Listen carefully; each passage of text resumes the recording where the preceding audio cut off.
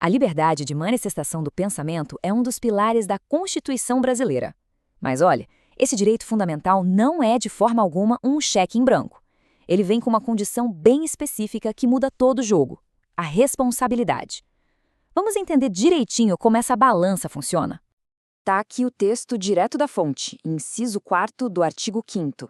É curto, direto e com uma força tremenda. É livre a manifestação do pensamento, sendo vedado o anonimato. Pronto.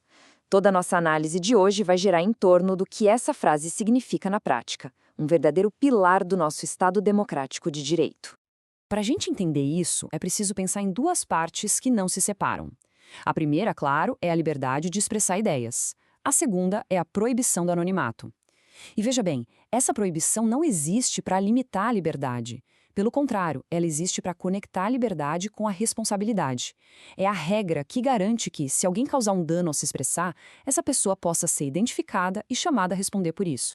Ok, vamos sair um pouco da teoria e ver como esse princípio é testado no mundo real.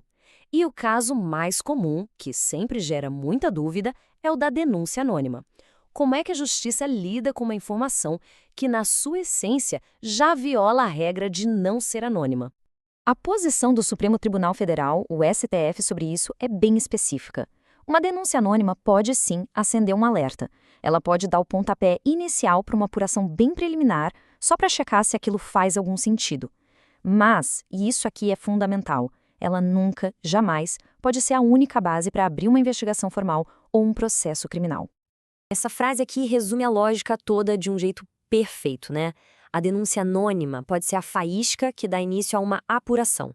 Mas o combustível do processo, quer dizer, as provas, os fundamentos, precisa vir de outras fontes legais e, claro, identificadas. É por isso que uma peça anônima não pode ser juntada oficialmente num processo.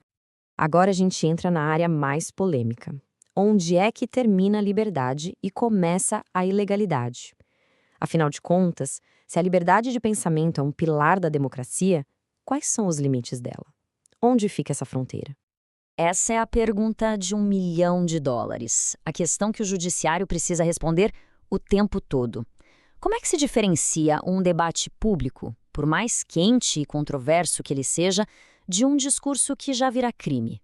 Bom, aqui o STF já traçou algumas linhas bem claras. Defender a legalização das drogas, como acontece na Marcha da Maconha, ou debater a legalização do aborto, são vistos como exercícios legítimos da liberdade de expressão.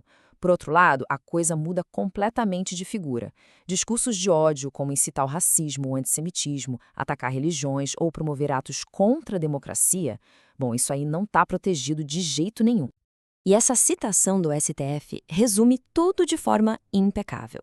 A liberdade de expressão é ampla, mas ela não é um escudo para a prática de crimes. Ela existe para proteger o debate de ideias e não para dar um salvo-conduto para quem comete atos ilegais. Um ponto fascinante e que muita gente não para pensar é que a aplicação desse direito não é uma fórmula única para todo mundo. Dependendo da função pública ou da profissão de uma pessoa, as regras e os limites da liberdade de expressão podem sim variar.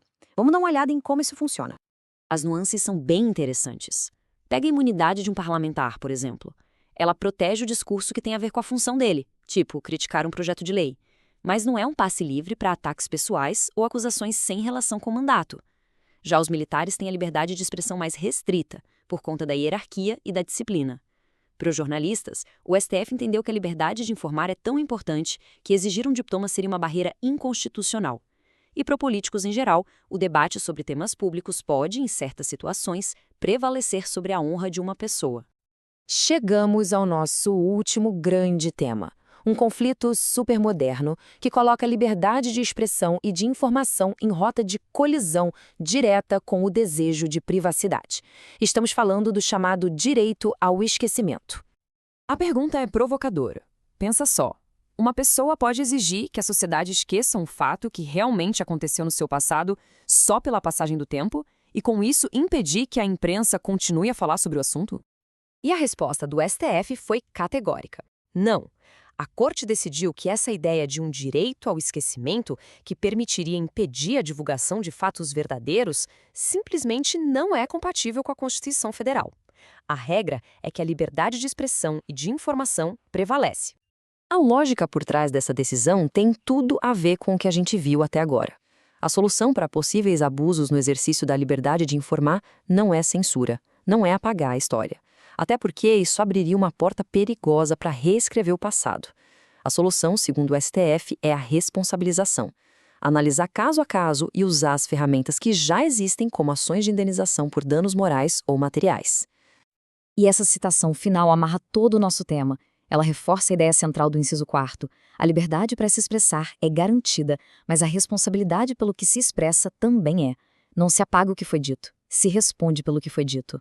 Ao proibir o anonimato e negar o direito de apagar ao passado, a Constituição brasileira fez uma escolha muito clara. A escolha por uma liberdade que exige responsabilidade. A pergunta que fica para a gente refletir é, em um mundo digital, onde o anonimato é tão fácil e o passado é praticamente permanente, como nós equilibramos essa balança no nosso dia a dia?